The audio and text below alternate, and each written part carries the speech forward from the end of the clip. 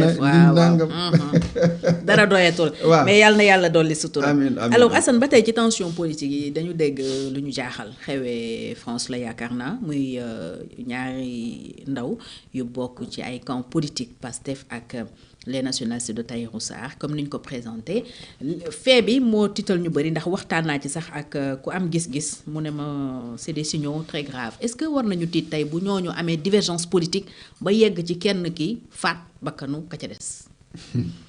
mais xam nga Fatou loolu waruñu jaaxal. xam nga lu tax boo créer benn culture de violence politique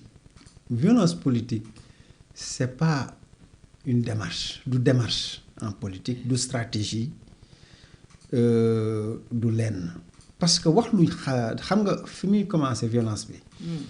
wax lu ñaaw nit ak saaga te duñu bàyyi xel ni wolof da ko yàgg wax saaga yàkkamtee xeex la. koo gis muy saaga il est déjà dans la violence. ok foo gis c'est la violence verbale. si mais presque saaga moo nekk ci antichambre xeex. ku saaga rek dana xeex. waaw ku saaga pare na pour xeex oui, parce que saaga na donc assu na foo xam ne xeex moo wala ki muy saaga xeex ak moom. donc te gis nga ñun dañ ko banaliser dañ foog ni c'est normal. jàpp nit wax si musiba. ak ku man di doone même bu bokkee Pastef comme yow wala mu bokk ci benn kii ci biir benn tendance ci biir wala yooyu da ngay gis ñuy poñonte. ñu daje fenn xeex. même fii en internet. dëgg la da ngay gis ay ñu poñe nit ba xoj ko ñii di àtte ñu naan mu jóg naan waaw man kenn du ma teew dëgg. si biir ci seen biir fii Sénégal gis nañ ko. loolu mooy culture violence. dañu ko yaakaar ni système la fekk c'est pas un système dara gënul baadoo la affaire violence di wax nit lu ñaaw surtout nit koo xam ne yow xamaloo ko dara yow daal peut-être wax na loo xam ne neexu la. peut-être def na loo xam ne neexu la nga yàq ko musiba te doo yem ci yàq musiba da nga koy tuumaal pour yàq daram boobu kooku haine boobu muy animé mu koy animé haine boobu moo tax dalay jaay bakkanam et donc warul bett kenn de plus en plus ñuy gis ay nit di àgg ci violence extrême parce que xam nga mag ñi ñoo bàyyi mu dem dañ koo bàyyi mu dem c'est comme si dafa arrangé ñenn ñi te doon naa ko wax benn jour soo ñëwee si kër ci suñu émission xale yi di la saaga mag ñi noppi futteekul nga xeex ak mag ñi. parce que ñoo leen saagaloo wala ñoo leen saaga yi daf leen a neex. ñoo leen saagaloo ñoo leen saagaloo parce que bu du woon loolu mag mi bu fekkoon saagaloo xale bi. bu xale bi saago mag mi mooy jóg defanteeg moom ci saase. corriger ko. defanteeg jar na sax futteeku xeex. parce que daf koy wan ni kii nga saaga nii mag mii nga saaga mel na ni man nga saaga. oui mais non ñun defuñu noonu dañoo bàyyi. mais Assane dans l'histoire politique ay divergence yóbbu na ci. extrême si bon xamoon nga ay Demba Diop. l'histoire extrême de Demba Diop mais pas que. amoon nañ parti socialiste xam nga nu mu doon fonctionner. loolu aussi dañ koy fàtte. mais quand même jeunes yi aussi mënuñ ko xam mais parti socialiste ni Pastef commencé def nii la doon def. noonu la doon fonctionner officiellement pas saaga. non pas saaga. saaga moom. bokk ci woon non pas comme ça. wala tuumaal nit non c'était pas ça. mais tendance yi foo demoon dafa amoon lu ñuy wax ay tendance c'est-à-dire groupe social parti socialiste moo doon générer sa propre opposition.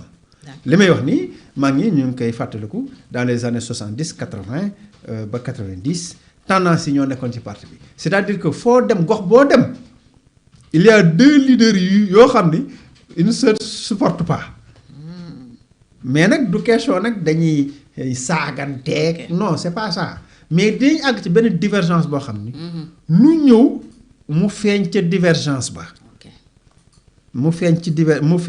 divergence ba feeñ ca loola fekk feeñ ca loola daana am mais cette façon bii alimentée par les réseaux sociaux parce que réseaux sociaux yi moom mooy donne bi nga xam ne moom modifier les donnes parce que ki lay saaga également parfois di nga am chance mën ko identifier bu fekkee surtout yéen a bokk affaire xam nga yow di nga ko xam moom itam dina la xam ngeen dem un mois donné ngeen jotee donc bu ngeen jotee la ngeen daan def nit ña la ngeen ànd caay-caay ga ngeen daan ànd di ko defaate moom ngeen di def seen diggante te loolu nag benn association de malfaiteurs du ci rëcc Idriss Seck waxoon na ko partage du butin fa la bandi yee di jotee da ngeen doon ànd di saaga ay nit di leen pexeel di leen créel yéen préparer leen sa bopp ni tôt ou tard di ngeen jotee seen biir. c'est comme les règlements de compte dans les gangs. voilà noonu lay def léegi nag day wëlbatikuwaat ci seen biir.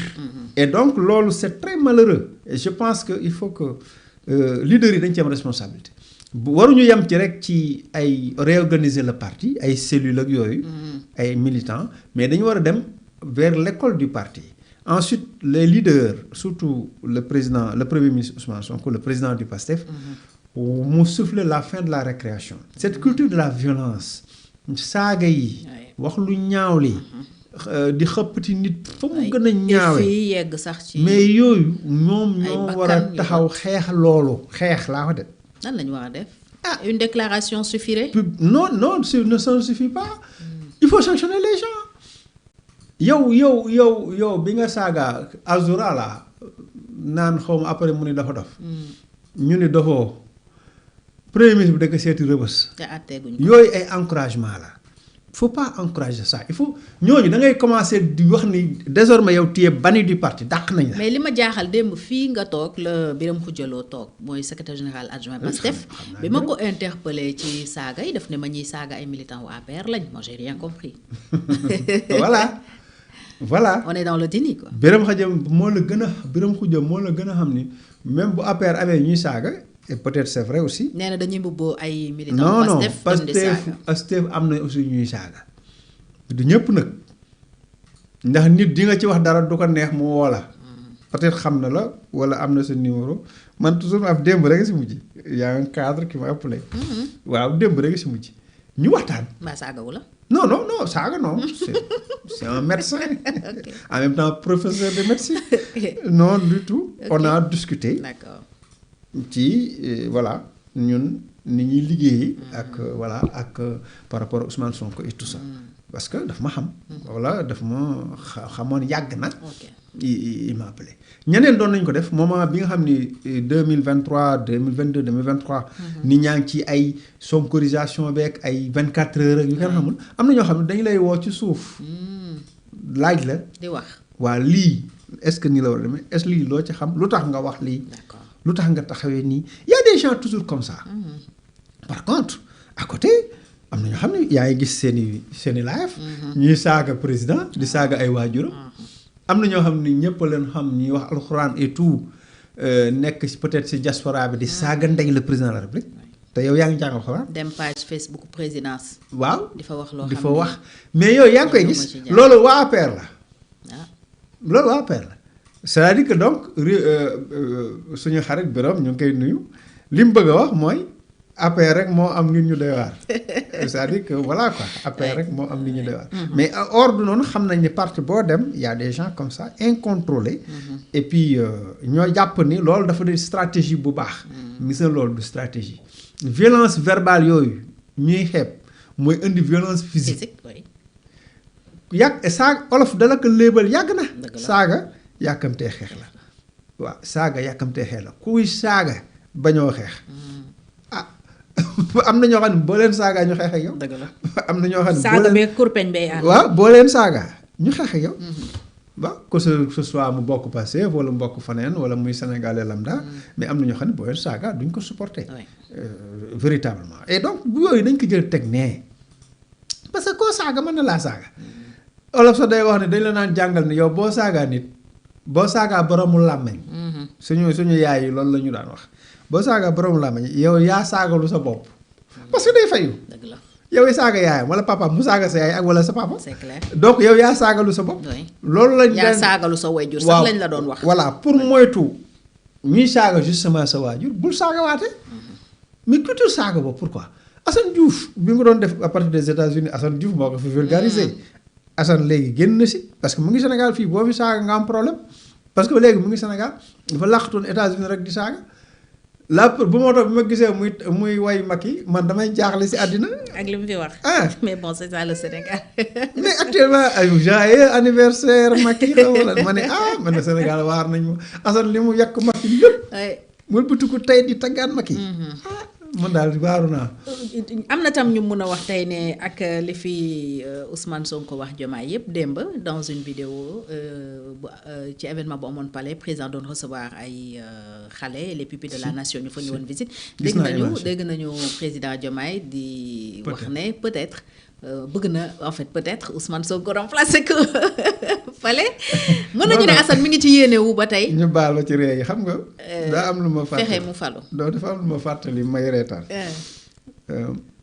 mus naa am benn problème en fait c'était un problème très sérieux. léegi un copain mu ni daf may kii quoi. daf may dalal sama xel. d'accord da lay dëfal daal. damay dëfal mais amul lu mu wax. mën naa am dina baax.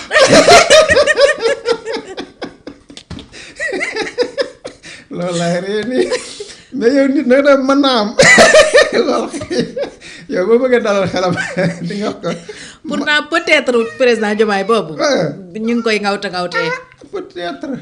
peut-être moom peut-être dafa diis mooy mën naa am. wóorul daal. du wóorul de dara di si wóor te nag président tamit li mu wax mënoo kaa weddi de. weddi ka peut-être la di waaye nag da nga ko dul waxee noonu. boo nee peut-être moom day doy waar. mënoon na ne. yéene naa ko mais après nee na je prie pour. waaw non mais bu ci boolee peut-être da nga naan rek waaw mën naa nekk président te loolu la ñuy ñaan. mën na fee nekk demain. waaw man moom la ñuy ñaan mais boo nee peut-être nag moom peut-être. Peut-être moom c'est. Incertitude. C'est vraiment l'incertitude absolue quoi c'est-à-dire tu n'exclus rien quoi et c'est vrai c'est la réalité. C'est une maladresse alors. Voilà. Un peu parce que ça a été mal vu ci contexte boobu. C'est-à-dire contexte bee tax mu contexte baaxul. Contexte mooy définir le reste. Bien sûr mais bu fekkoon beneen contexte. Tout dépend du contexte. bu doon début ba wala problème amul woon. kenn du ci def attention. ci peut-être bi mais le peut-être est lourd xam nga booy defal nit doo ko wax peut-être. mooy comme moo peut-être dina baax. moo nami laa mu ne mën naa am. kooku defalu la dalaa yokk jàppale bi mu ne mën naa am dina baax. waaw mujj na sax baax waaye fàttewuma wax bi.